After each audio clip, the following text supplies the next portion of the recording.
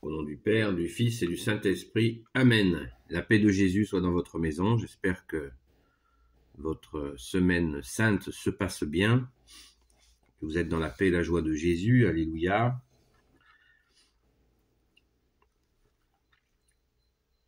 Vous vous rappelez de l'épisode où Sainte Marie-Madeleine, il y a quelques jours, nous disait la parole du jour, Sainte Marie-Madeleine verse un parfum sur les pieds de Jésus. Eh bien, il y a cet épisode qui est rappelé par saint Matthieu, qui est, je vous le rappelle, le premier évangile. Donc, on va le relire. Le repas de Béthanie. Saint Matthieu, chapitre 26, verset 6. Tandis que Jésus était à Béthanie, dans la maison de Simon le lépreux, une femme s'approcha de lui. Elle apportait un vase d'albâtre avec du parfum de myrrhe de grande valeur. Et elle répandit le parfum sur sa tête pendant qu'il était allongé avec les invités. En voyant cela, les disciples s'indignèrent. Pourquoi ce gâchis ? On aurait pu vendre ce parfum très cher et donner l'argent aux pauvres. Mais Jésus s'en aperçoit et il leur dit : Pourquoi cherchez-vous des ennuis à cette femme ? Ce qu'elle vient de faire pour moi est une bonne œuvre. Des pauvres vous en avez toujours avec vous, mais moi vous ne m'aurez pas toujours. Elle préparait déjà ma sépulture quand elle a versé sur mon corps ce parfum de myrrhe. En vérité, je vous le dis, partout où cet évangile sera proclamé, dans le monde entier, on dira aussi ce qu'elle a fait et on se souviendra d'elle. Alléluia, merci Jésus. Je continue le texte, car le texte d'aujourd'hui nous démarre à partir de ce verset. À ce moment, l'un des 12 qui s'appelait Judas Iscariote alla trouver les chefs des prêtres et leur dit : Combien me donnerez-vous pour que je vous le livre ? Ils lui donnèrent 30 pièces d'argent. Et dès lors, il chercha l'occasion de le livrer.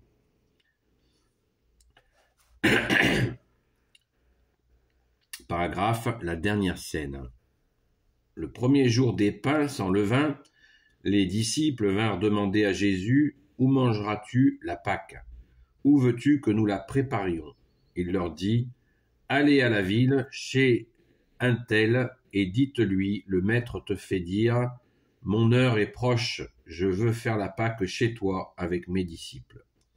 Les disciples firent comme Jésus l'avait ordonné, et ils préparèrent la Pâque. Le soir venu, Jésus se mit à table avec les 12, et pendant qu'ils mangeaient, il leur dit : En vérité, je vous le dis, l'un de vous va me livrer. Et ils en étaient profondément peinés, et chacun se mit à lui demander : Ce serait moi, Seigneur ?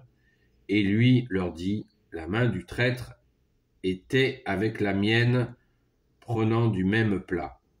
Le Fils de l'homme s'en va, comme l'Écriture le dit de lui. Mais malheur à cet homme par qui le Fils de l'homme est livré, il vaudrait mieux pour lui qu'il ne soit pas né. Judas prit également la parole : Ce serait moi, Seigneur. Et Jésus répondit : Tu l'as dit. Pendant qu'il mangeait, Jésus prit du pain, prononça une bénédiction et le rompit. Puis il le donna aux disciples en disant : Prenez et mangez, ceci est mon corps. Ensuite il prit la coupe, il rendit grâce, et la leur donna en disant : Buvez-en tous, ceci est mon sang, le sang de l'alliance qui est versé pour une multitude, pour le pardon des péchés. Maintenant je vous le dis, je ne boirai plus de ce produit de la vigne jusqu'au jour où avec vous je boirai le vin nouveau dans le royaume de mon Père. Après cela, ils chantèrent des hymnes et partirent vers le mont des Oliviers. Alors Jésus leur dit : Cette nuit, vous allez vous tous chuter à cause de moi, car il est écrit : je frapperai le pasteur et les brebis du troupeau seront dispersées. Mais quand je me relèverai, j'irai vous attendre en Galilée. Pierre lui dit, « Même si tous tombent et abandonnent, moi jamais. » Jésus répond, « En vérité, je te le dis, cette nuit même, avant que le coq ne chante, tu m'auras renié 3 fois. » Mais Pierre continue, « Même s'il me fallait mourir avec toi, je ne te renierai pas. » Et tous les disciples disent la même chose. Merci Jésus pour ta parole. Donc, j'ai essayé de vous lire les paragraphes entiers afin d'être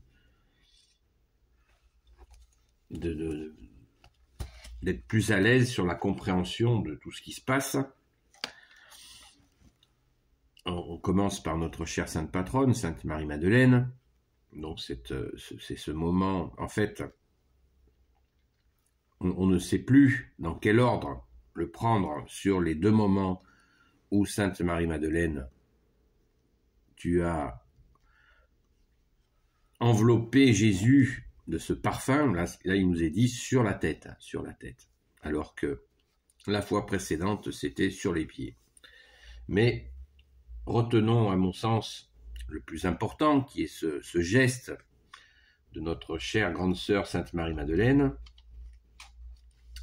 Et comme je vous le disais, je vous le rappelle, puisque là, ça nous est indiqué précisément à Saint Matthieu, chapitre 26, quand les disciples s'offusquent du soi-disant gâchis de ce parfum, eh bien, Jésus leur dit, laissez-la bien tranquille. Je vous le relis en entier. Mais Jésus s'en aperçoit et leur dit, pourquoi cherchez-vous des ennuis à cette femme? Ce qu'elle vient de faire pour moi est une bonne œuvre. Des pauvres, vous en avez toujours avec vous, mais moi, vous ne m'aurez pas toujours. Elle préparait déjà ma sépulture quand elle a versé sur mon corps ce parfum de myrrhe. En vérité, je vous le dis, partout où cet évangile sera proclamé dans le monde entier, on dira aussi ce qu'elle a fait et on se souviendra d'elle. Magnifique. Eh bien, c'est quand Jésus dit qu'il va se passer quelque chose, ça se passe. La preuve. Nous parlons encore de Sainte Marie-Madeleine. Nous avons, par ta grâce, Jésus, pris Sainte Marie-Madeleine comme sainte patronne. Et effectivement, on n'a pas fini de parler d'elle. Merci Jésus, merci Sainte Marie-Madeleine.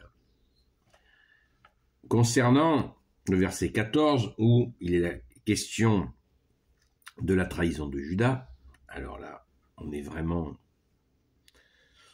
est en plein, comme on dit chez nous. C'est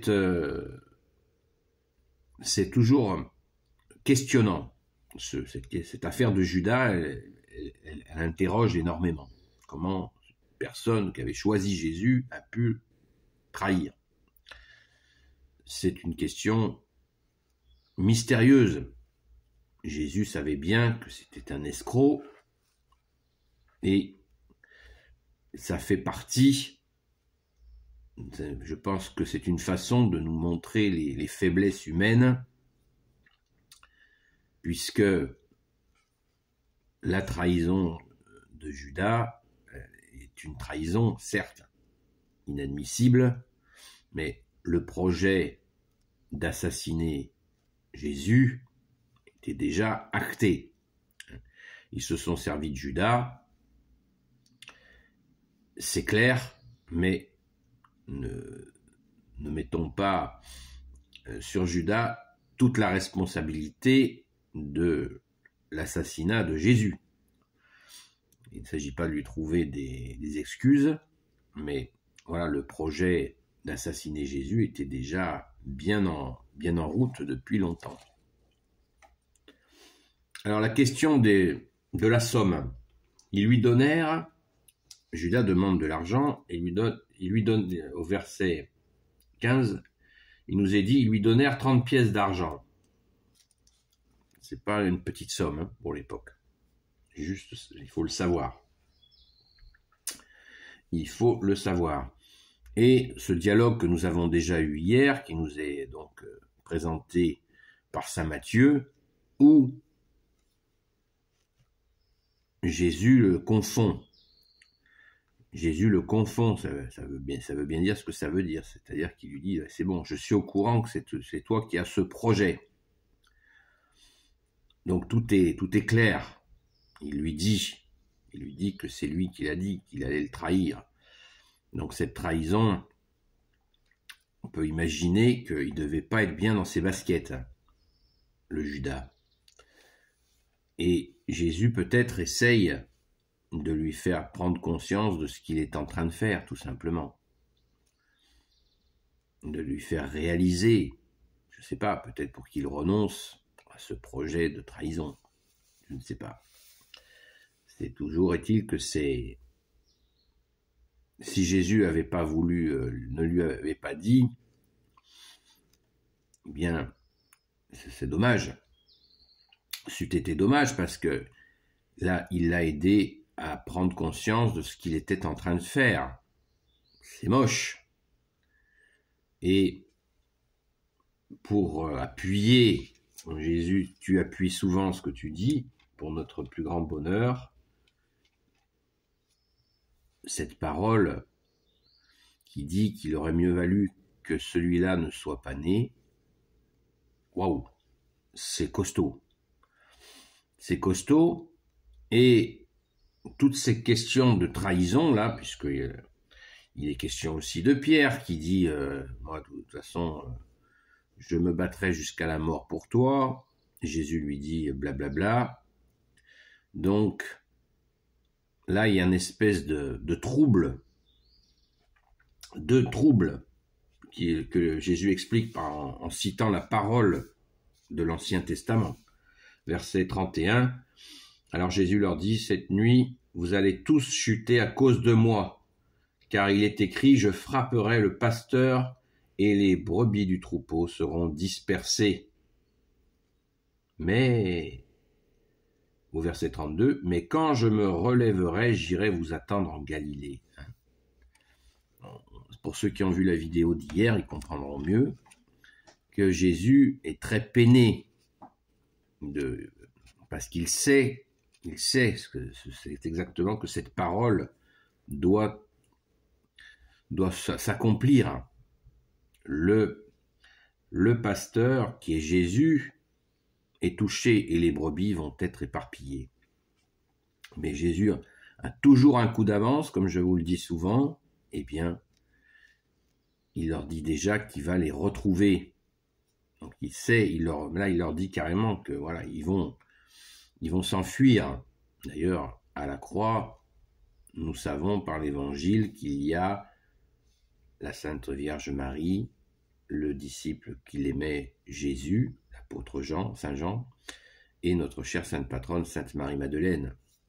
Les apôtres, les 10 autres apôtres, puisqu'il n'en restait que 11, moins Saint Jean, ça fait que ils n'y étaient pas.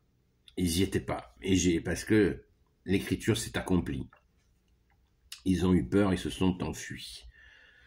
On ne sait pas, l'écriture ne nous dit pas où ils étaient. Pardon. Donc, je pense que c'est important de méditer, de cogiter, j'aime pas trop cette appellation méditer, ça fait un peu pompeux, mais de cogiter pourquoi cette insistance entre la trahison, le reniement de Pierre, ça nous est vraiment martelé. Il y a surtout une bonne raison. Nous avons des situations dans nos vies où il y a des moments où le malin, le diable, qui veut dire le diviseur, nous propose de trahir. Et quand je dis le malin, le diable, j'invente rien, puisque nous l'avons vu dans la parole d'hier. Il nous est dit dans la parole que Satan rentre en Judas. Satan rentre en lui. Voilà. C'est dit. Donc, la trahison, ça vient bien du démon. N'en doutons pas. Enfin, ça nous est précisé dans le Saint Évangile, c'est que c'est la vérité. Voilà. Donc, Jésus, la conscience, essaye de rattraper celui qui se perd avec le démon, et Jésus est la conscience, la vérité. Il lui dit, oh, qu'est-ce que tu es en train de faire là? Tu es en train de me trahir. Voilà, il essaye de le ramener, mais Jésus, vous le savez, ne nous ramène jamais de force. Et non, jamais il nous laisse libres, y compris de le trahir. Donc, il nous faut nous renforcer. Nous, les amis de Sainte-Marie-Madeleine, nous prions toujours avec le Notre Père, la prière à Saint-Michel-Archange, et ensuite nous disons les Je vous salue Marie, pour supplier d'avoir la protection de Saint-Michel-Archange, surtout dans ce monde que nous vivons, qui est sans commentaire. Voilà, sans commentaire. Sinon la vidéo va durer 10 heures, 20 heures. Voilà ce que je voulais dire. J'ai poursuivi la lecture. Normalement, la parole du jour nous dit versets 14 à 25. Mais j'ai voulu continuer pour lire les paragraphes, pas les chapitres, les paragraphes en entier. Voilà. Nous allons certainement revenir sur la scène où Jésus a institué l'Eucharistie. Nous y reviendrons certainement demain, où nous allons célébrer la Sainte Seine. Nous allons parler de ce moment magnifique où Jésus a institué la messe. Voilà. Merci Jésus. Béni soit le Père, le Fils et le Saint-Esprit. Amen.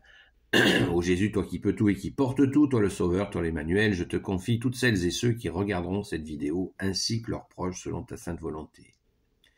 Sainte Marie, Reine des cieux, toi l'Immaculée Conception, toi qui écrases le serpent, toi qui as la lune sous tes pas, toi notre Mère, Notre-Dame. Saint Joseph, toi le juste et le saint, toi le sage, toi la terreur des démons, toi le saint gardien de la Sainte Église catholique apostolique. Sainte Marie-Madeleine, notre chère sainte patronne, et vous tous les saints et saintes amis de Jésus. Saint Michel Archange qui est comme Dieu, Saint Gabriel Archange, Saint Raphaël Archange et tes anges guérisseurs, et vous tous les anges qui servez Jésus, je vous confie toutes celles et ceux qui regarderont cette vidéo, ainsi que leurs proches, selon ta sainte volonté, ô Jésus. La paix de Jésus soit dans votre maison, bienvenue aux nouveaux abonnés, et je vous dis à très vite.